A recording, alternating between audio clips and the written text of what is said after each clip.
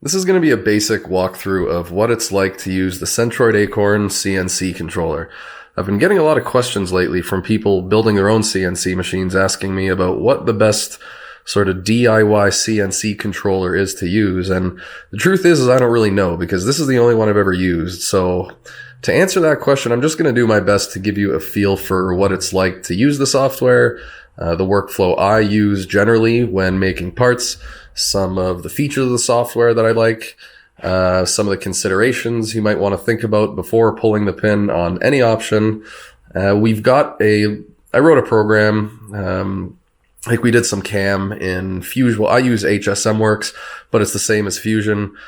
Just a little bit of basic machining we're going to do on this wooden block, which is a little strange, but it will serve well for demonstration. And we're just going to go through. We're going to load up a program. We're going to set some tool offsets, and we're just going to run it. And I will show you some of the things I really like about the Acorn. This is not going to have much to do about how to set all of this up, because there are a lot of great videos out there already, and it's part of the reason that I actually decided to go for the Acorn. The support out there is awesome. The technical documentation is great. It's clear, it's concise, and if you're having a problem you can't get over, you can actually pick up the phone, call Centroid, and talk to a human. I do want to mention that I'm not sponsored by Centroid in any way. All of these opinions are mine, and everything you see in this video I spent my own money on. And I guess I'd like to start by talking a little bit about, let's talk about the pros of the Centroid. So something you'll find with Centroid that you may not with many others is they've sort of got their own ecosystem. I'm not sure if I'm saying this exactly right, but I get the impression that Centroid is kind of like the Apple of the DIY CNC world, in that they've got sort of their own ecosystem of products that you can pick and choose from. And when you plug them into the Centroid controller, they all just sort of work. And so if you're building a CNC machine because you've got a product that you want to make, or you just want to sort of get up and running as quickly as possible, Centroid is, in my opinion, and from everything I've gathered, again, remember, this is the only one I've ever used, so I don't have a ton to compare it to, but you'll get up and running faster with a Centroid system than you will with something like, say, Linux CNC. Now, they are both, one is not better than the other from a quality standpoint. You will not find that parts come out better with one or the other. It'll be more so about the customizability of the system. Like with Linux CNC, you can customize this interface. I don't know how. I mean, this isn't Linux CNC, but it'll have a similar, DRO CNC interface. You'll be able to customize it a lot more than you can this one. With Linux CNC, you can control as many motors as you'd like. I don't know that there's a limit. With Centroid Acorn, you can only control 4. Now, I say only, but I'm controlling 3. I've got a motor for X, Y, and Z axes, and that's it. I don't have an automatic tool changer. I don't have a 4th axis. I don't have anything else that uses a 4th motor, but if I ever wanted to, I could do something like that. But with Linux CNC, you could have an automatic tool changer that maybe uses a turret that uses a stepper motor or a servo motor. You could add a 4th axis. You could add a 5th axis. You could add as many motors as you want. There's a video on YouTube somewhere where I saw someone was controlling 9 motors, and they didn't put them on a CNC machine. They were kind of doing it just as a demonstration purpose. And you will need to buy extra cards. I think they are, I won't even say because I'm not 100% sure, but there are these cards that sort of act as the interface between the software and the motor drives that you'll have to buy with Linux CNC. Whereas with Centroid, it's all just sort of on one board, and you can control up to 4 axes here, but then, you're out. The upside is definitely that you will be able to get up and running faster with Centroid than many of the other guys. They have things like this wireless pendant that you can buy. It just sort of plugs right in, starts working right away. They sell things like probes and tool setters, and everything plugs in and just works. So that's really great. Now, what are some of the downsides? Well, I guess the biggest downside is probably cost. It is not the cheapest system. You can see here the starter kit is $363, and for that you get the board, the power supply, and this relay this relay board here. You also get a shielded Ethernet cable. And that's what you see here. There's the 24-volt power supply. This is the controller itself. And this is the relay board. You see, I don't have anything plugged into it, but if you wanted to run like a light or a coolant pump or an oil pump or whatever else, you can use those relays to kick on and off different sort of auxiliary functions. And you have up to 8 of them. I believe it's expandable if you need. I'm not 100% sure on that. So beyond that, once you get that, you can be up and running. Assuming you have everything else. So you'll have to buy, the motors. You do need a computer to install the software onto.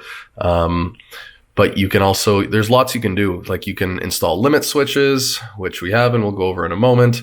You can control the spindle speed through a VFD if that's something you want to get into. It supports rigid tapping. If you can put an encoder on the spindle motor.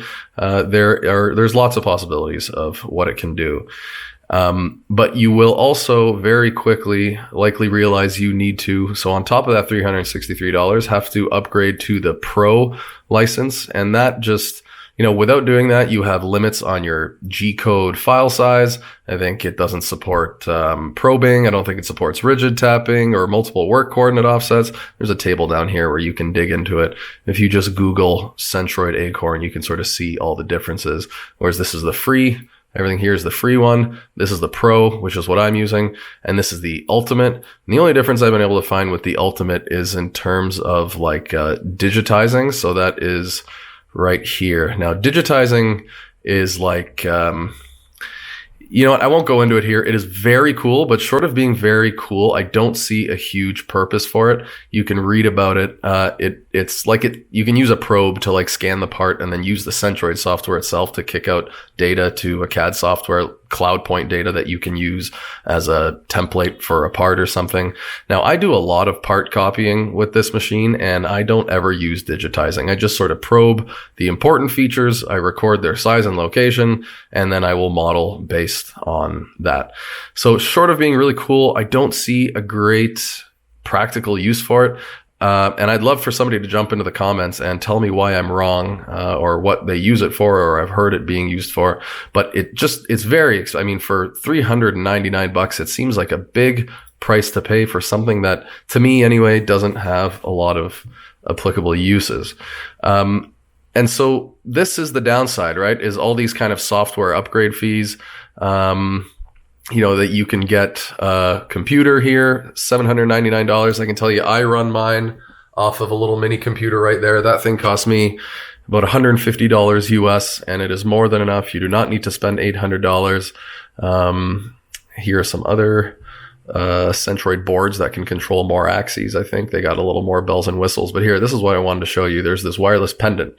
That's another $300. Now, if you were using something like Linux CNC, you can get something like this a lot cheaper, but would it be as integrated? Would it take, it'll take you longer to get up and running?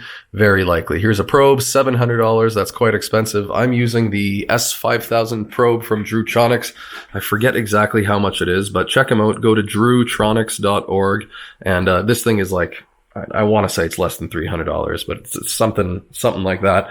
And it's good too within about 1,000th or so.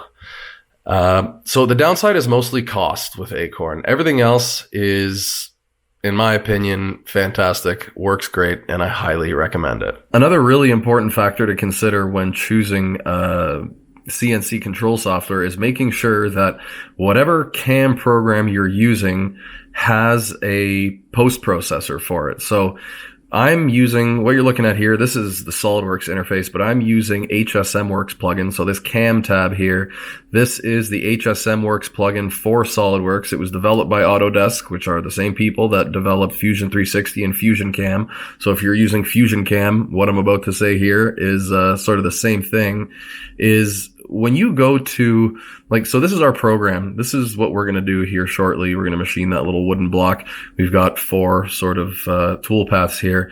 But in order to get them onto a CNC machine, you got to make sure that you have a post processor for your CNC control. And this is something I didn't realize when I was getting into it. And I got lucky because all CNC controls, they read G code, and this isn't G code. These are just like toolpaths inside of a CAM program, but we need to somehow translate these toolpaths into G code. And to do that, you need a post processor. So we go to post process. You can see here that the post processor that I'm using, the post configuration, is for Centroid. And this works right out of the box. You will see, so if whether you're using HSMWorks or Fusion 360, they both come with this drop-down list of post processors. So everything you're seeing in the list here, these are lists of CNC controllers. And so there's one for Centroid, which is great. That's what we need in order to translate these toolpaths into G code that our controller can understand. There's also one I saw down here somewhere. There is one for Linux CNC. So if you're considering that, you are fine. Where is it? There you go. Linux CNC right here. Here you go. Mach 3, Mach 2. Now, I don't see any for like Mazo or UC-CNC, but there's a very good chance, like if you're going to choose one of those controllers, just make sure you go onto the forums or you talk to somebody, because another one of these may be generic enough that it will work with it, but you can't be sure. So whatever CNC control you're going to choose, make damn sure that you can get your hands on a post for it, or you're going to be into making your own post or modifying a post, which is sort of, it can be simple, it can be really difficult depending on how far off it is. Just make sure that you look into that before making your final choice. So let's go ahead and turn everything on. We've got power is cut to the CNC controller. You can see there's no lights on. There's no power running through the control cabinet right now. I don't have the Centroid Acorn software running. This is it, by the way. This is CNC 12. I hope it's in focus there. That's the name of the Centroid Acorn software. But the first thing we do is we are going to power up the panel.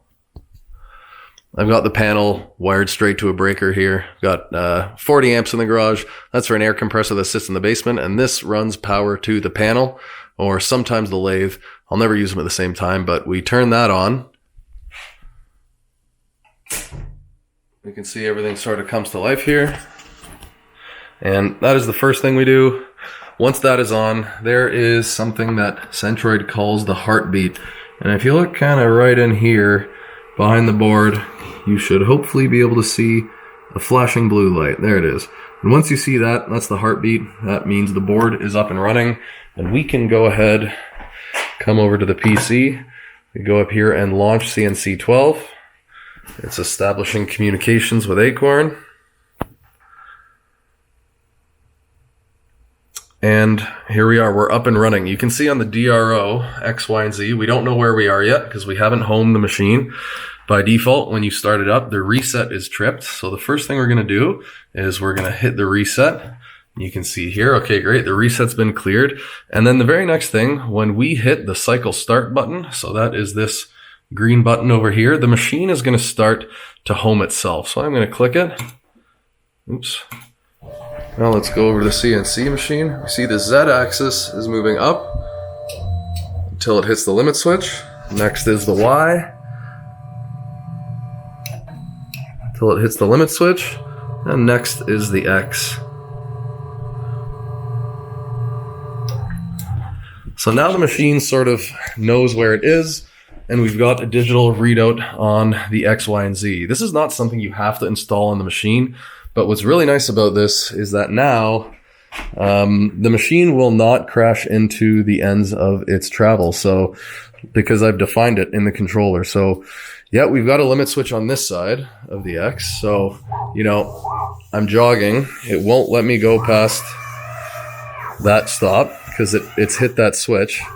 That's great. But it will also not crash into the ends of the travel on this side, even though there's no limit switch there, because I've defined the limits of the travels inside the Centroid wizard. So let's go here. I'll just really quickly show you this. You go into the utility, and when you're setting this up, you're going to be spending a lot of time jumping in and out of this. So we go to the Acorn wizard, opening up. So this is the Centroid Acorn wizard. You're going to be going through all these menus, setting things up. But when we go over here on the left side to homing and travel, and click there, you can see these are the soft limits. So in X, I've got 20.57. In Y, I've got 8.84. And in Z, 13.35. So these are the travels of my machine, the limits of my Precision Matthews PM30. So that's what's really nice, is you only need one limit switch on every axis, because then you can just, define a soft stop on the other side, and the machine will never travel past those limits. Let's just jump back into the cam quickly, because the first thing we've got to do in the Centroid control before we start machining is set up the tools. And so in cam here, we're using tool number 6, which is a 5/16 flat end mill. We're using tool number 2, which is a 1/2 inch end mill. We're using tool number 2 again, and then tool number 3. So we're using 3 different tools: tool number 6, tool number 2, and tool number 3. And because the cam program is going to be calling for these tools, we got to make sure that the tool numbers are the same in the Centroid control. So this is the Centroid home screen. I'm just using a keyboard and mouse to navigate it here. And to set up the tools, we're going to go into setup, or you can hit F1. And then in setup, we're either going to hit part or tool. Again, this is just a basic walkthrough. There's lots of options here, and we'll dive into them a little bit more, but this is just sort of the basic operation, the basic workflow. This is what I do 99% of the time when I'm making parts, and I don't usually go much further than what you're about to see. So we're going to go into setup, and then first we're going to go set up a tool. And then here we've sort of got 2 options. You see 3 here. I never ever go into tool life, though you can for all your tools, you can set the life and it'll keep track of how long it's been machining with each tool. And then you can switch it out if you've decided it gets dull after a certain number of hours in the cut or whatever. So that's really cool, but I don't really use it. So you've got 2 main things to set up, the offset library, which is the most important, and then the tool library. And in this tool library, you can just kind of add descriptions. So we are using tool number 6 first. Okay, I've got it selected here. See tool number 6, we don't have a description. So let's just add one. It makes it a little bit easier when the program tells us to change tools while we're machining. So this is the 5/16 4-flute end mill, and that's all I will say about that one. We'll tab out of there. And then tool number 2, let's make sure we have the right description. Yep, that's the 1/2 inch 3-flute 30,000th rad end mill. And then tool number 3 is the 3/8 chamfer mill. That's all good. Okay, let's hit save there. We're only using that tools 2, 3, and 6.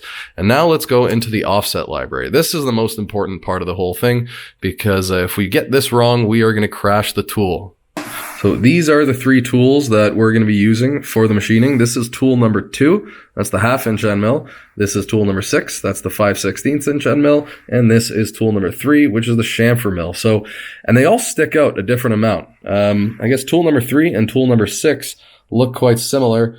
Like the stickouts look similar, but they're not the same. And then obviously tool number 2 is sticking out a heck of a lot more. And we somehow have to tell the control how much each tool is sticking out, because while we're machining, the CNC control is controlling the tip of each tool. And right now the machine doesn't know how far out we've stuck these end mills. So we got to tell it that. So we got to somehow communicate to the machine what the tool stick out is for each one of these tools.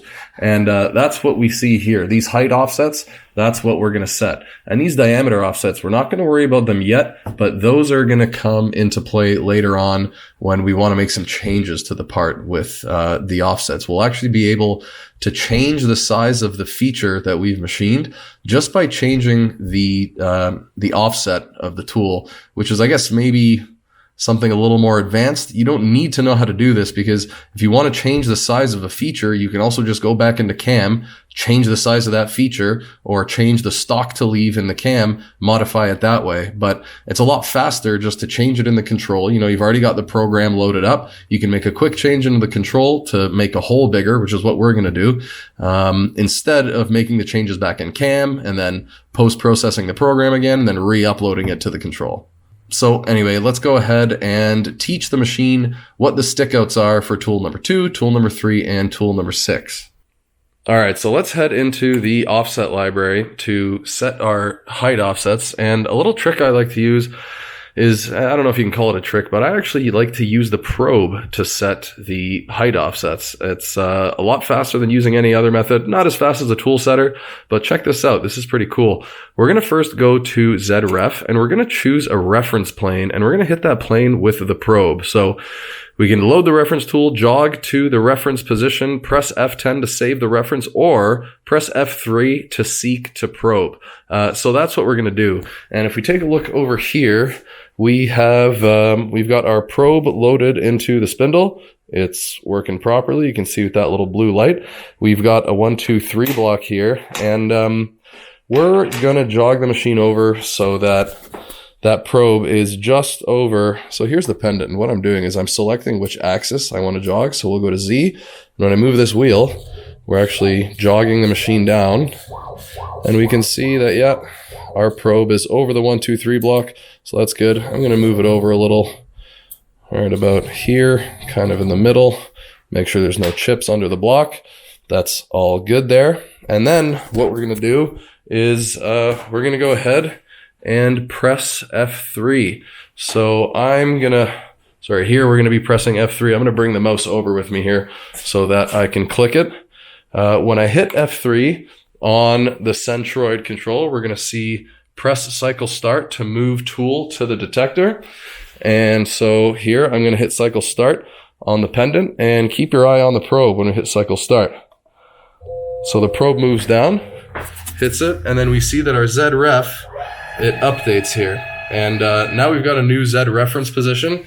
The machine knows exactly where the top of the 1, 2, 3 block is. And we're now going to load tools 2, 3, and 6 into the spindle and just kind of touch them to the top of this surface and teach the control what those height offsets are. So let's do that now. I'm going to take the tool or the probe out of the spindle. It doesn't at all matter which tool we set up first, but I'm going to throw tool number 2 into the spindle.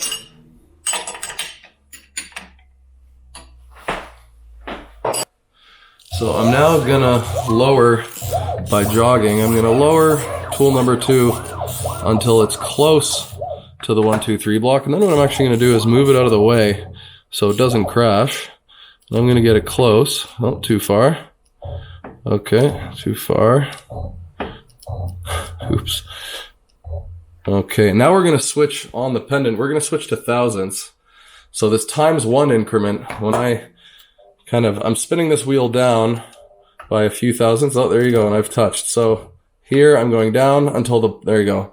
I was moving the probe down until the 1, 2, 3 block, moving the tool down until this 1, 2, 3 block no longer fits. And now I know that the tip of this tool is exactly on the top of this surface.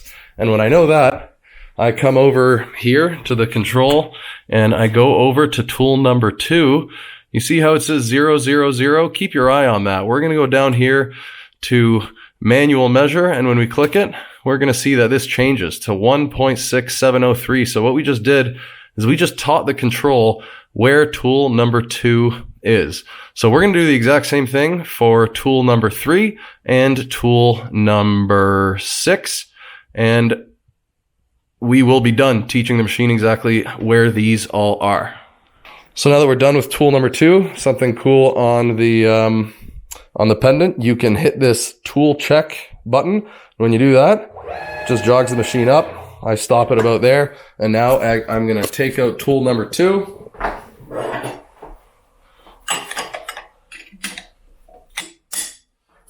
We're going to put in tool number 3.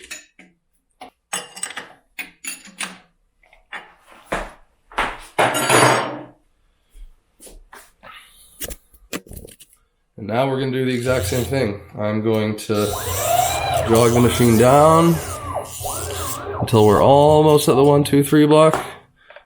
Okay. We're almost there. I'm going to switch to thousandths on the pendant. Start kind of moving the wheel down and just sliding the block in and out until it doesn't fit anymore. Getting close. And there we go. Now it's just scratching. It's barely touching. So the tip of this tool is now at the top of the 1, 2, 3 block. And that's tool number 3. So we're going to go back here. We're going to go to tool 3. We're going to hit manual measure. You can see it's updated 0.2596. Now the last tool offset we've got to do is tool number 6. And it looks like it remembered the offset from the last time I used this tool, but just as a sanity check, I'm going to go ahead and do it again. When we hit manual measure, if this number doesn't change much or doesn't change at all, we will know that the control did remember the tool offset. So that's a neat thing. Probably all CNC controls do this, but it's neat that if you don't change the tool, like you don't take the tool out of the tool holder, the control will remember the stick out. So I usually have like a staging area here for the tools that I keep offsets of. And if a tool is in that rack, I know that I trust that this is the right offset. Now, the reason you see these are all 0 is because I just updated the software and it sort of wiped all the values. So I'm going to go ahead and do it for tool number 6, and that'll be the last one. So again, we'll hit tool check. Tool comes up. I hit stop. So about there. Now imagine having an automatic tool changer. That would just make life so sweet. But unfortunately, we haven't got one. You kind of got to build one yourself if you want. I've wanted to for a long time, but you know what? For the cost and the time, it's hard to justify, but it is really cool. Okay, so let's drag it down on the pendant again till we get close. Okay, so let's switch to thousandths now. So I know I'm about 10 thousandths up, and I'm going to just slowly start clicking down on the pendant. There we go. So now we're at the top there. That's tool number 6. Let's go back to the Centroid control. So keep your eye, 0.2216. Let's hit manual measure and see how much that number changes. 2214. So that's 2/10. That essentially means it hasn't changed at all. That's 1/5 of a thousandth of an inch. So we had that stick out already in the control, but now all the green ones are the ones that we've updated. So tool 2, tool 3, tool 6. Great. We hit save. Now if we want as a sanity check, we can go back into our offset library and we see that tool 6, tool 3, and tool 2 are all updated. So that is all good, and we are ready to run the program. All right, so let's quickly jump back into CAM just to run a little stock simulation to show you what we are hoping to end up with. Let's hit play, and we're going to come in here with the 5/16 tool. We're going to bore that hole. Then we're going to come in with the 1/2 inch tool, tool number 2. We're going to nibble that pocket away, run some chamfers, and that is all that the program is going to be. This is what we're hoping to end up with. Now, I'm just going to select all the tool paths here. So try to remember, like these lines here, all the blue and yellow lines, try to remember what those kind of look like, because if we do everything right, we're going to be able to preview all of this and see exactly what this looks like in the actual Centroid control itself. So, this is great. Now we've got to generate some G code, so we have to post-process this. This is the important part where we've got our Centroid post selected. I'm going to name this program 104. We're going to post it, and I'm actually going to save it onto my server.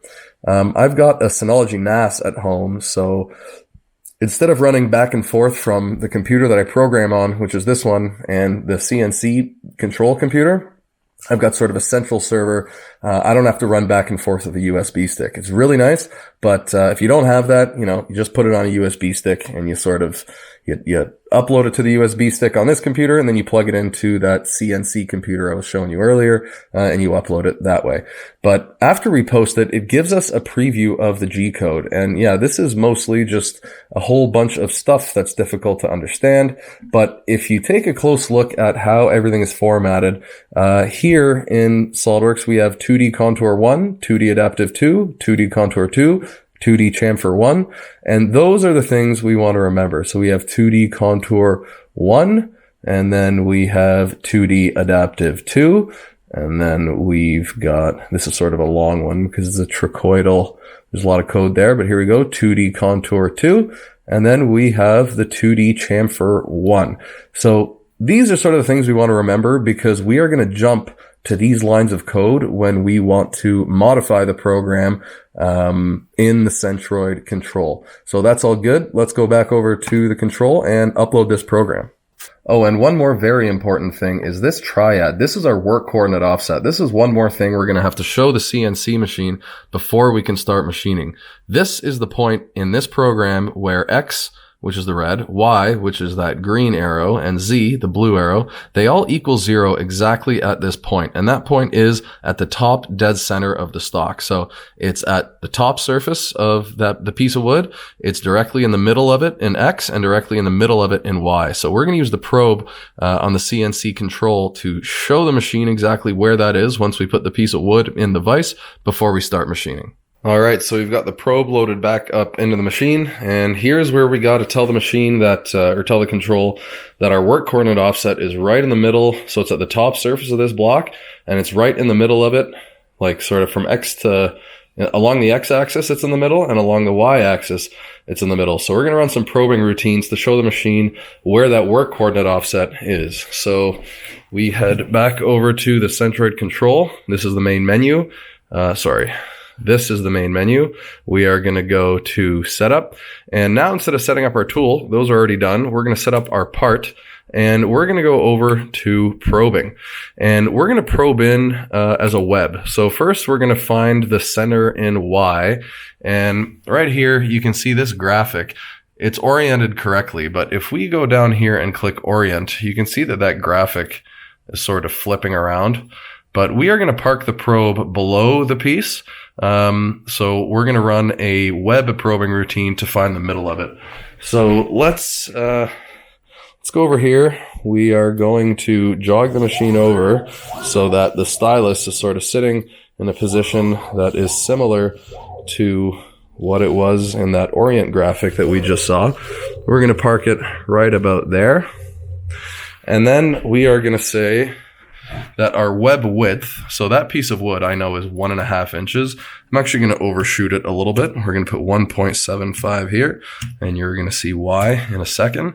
And this is the clearance amount. So we're going to have the probe run into the piece, and then we're going to have it move up 1/2 inch to move over the part. So that is all good. We are going to grab the pendant, and when we hit cycle start, it's going to start moving here. So we're now probing the piece. We come up over it. We moved up 1/2 inch. We are moving over it. It moves 1 3/4 inches. Now we're going to run into it from the other side. So we probe both surfaces, and now the probe is going to park itself right in the middle of Y. So when we go over to the control, when the probing routine is finished, we get this message saying the center of the web is X 1.9945. We don't really care about that. We care about Y. It's parked itself right in the middle. And the middle of the piece is Y 0.2668. And we can see here in Y, we're at 0.2668. So we want to set this to 0. So what we do is we go back and next axis, this is X. So we're going to hit next axis till we hit Y. And then we are going to go over here, bottom right, and hit set. And when I hit set, you're going to notice Y is going to go to 0. So when I hit set, Y is 0. That's great. That's exactly where we want to be. So we're going to probe again. We're going to probe it in as a web, but this time we are going to reorient this graphic so that we find the center of X.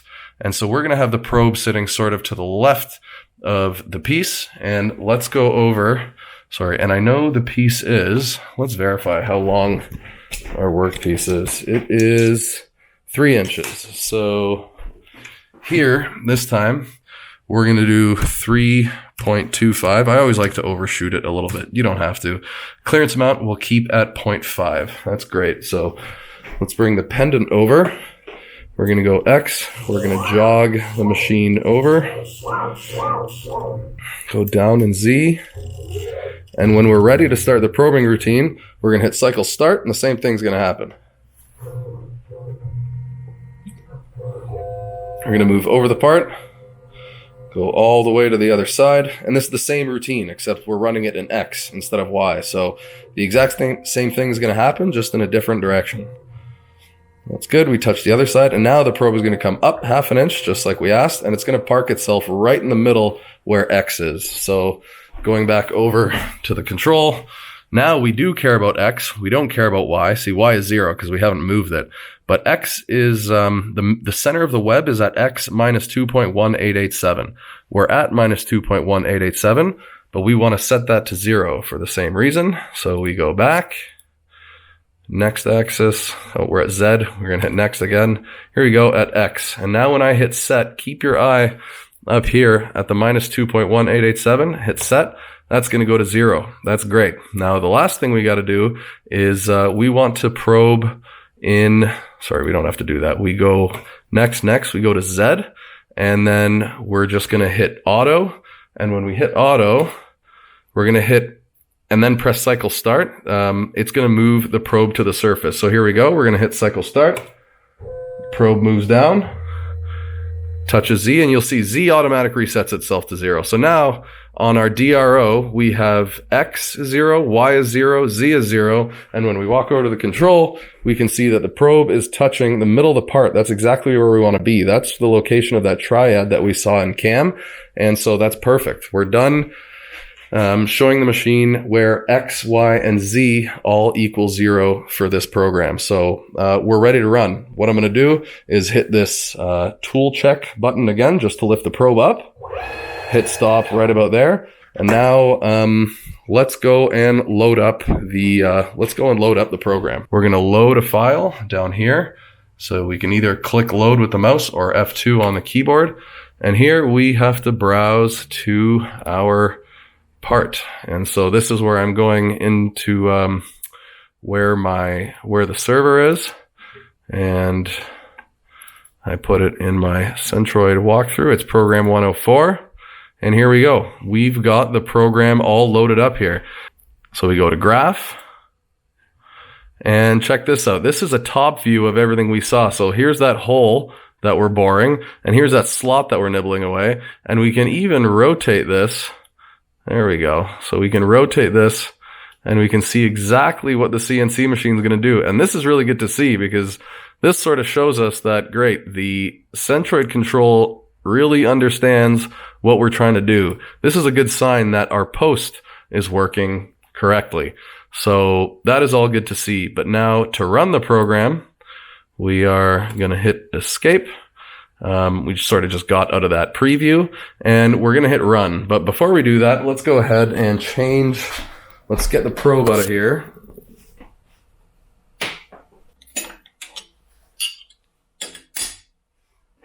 So now when we hit cycle start, the machine moves up to the top of the Z position, and we get this message down here saying tool change. Change the tool to T6. This is our 5/16 for flute end mill. So let's go ahead, grab that tool. That was sort of off camera, but I put in that 5/16 tool. I've also got this little hose here that runs air.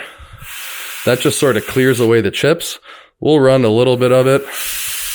And now I'm going to manually turn on the spindle. So this is a little bit embarrassing because I should be controlling my spindle with the CNC controller. But when I was setting this thing up, I couldn't figure out how to do it.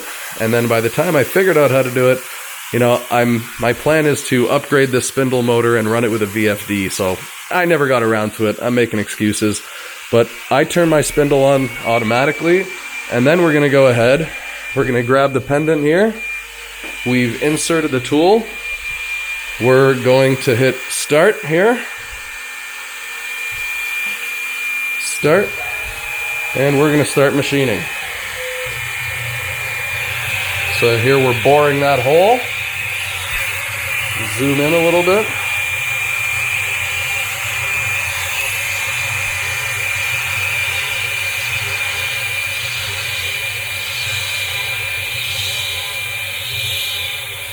And on the control. Okay, so we're done with that operation. We get a message in the control saying, change the tool now to T2, the 1/2" 3 flute cutter. So let's go do that quick. We'll turn on the spindle. And now that we've changed the tool, we're ready to go. We can go ahead and hit cycle start.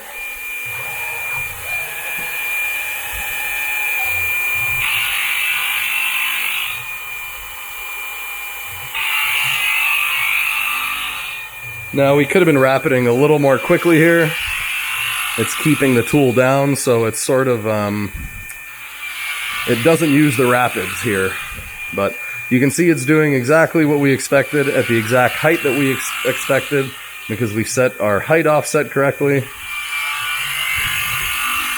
And with wood, you can always move more aggressively. That's why we could have pushed it a lot harder here, but so we nibbled that away, and now we're going to come in with that finishing pass. And see, here we go. You can call this a programming mistake. We should have been plunging a lot more quickly here. But anyway, here we go. Now we're going to come and clean up that wall to get a really nice wall finish.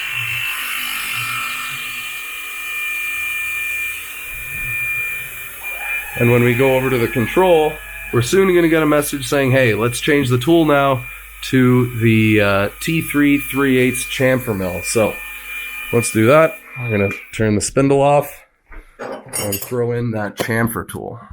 We're going to go ahead and hit cycle start. And you're going to see all those burrs that are left on top. These chamfer tools do a really good job of getting rid of that. It just makes the part look a little bit nicer, cleans things up a little bit for us.